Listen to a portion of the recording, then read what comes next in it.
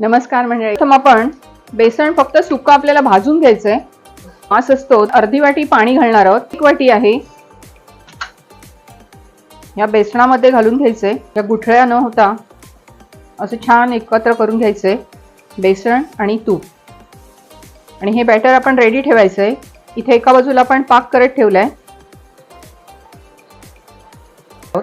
आता हे मिश्रण आपल्याला सतत ढवळत राहायचंय.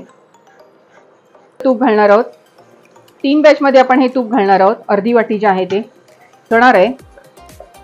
तर टॅप करायचं नाही, कारण ह्याची जी जाळी असते ती जाण्याचा संभव असतो, म्हणून हळूच फक्त अलगद हलवायचं.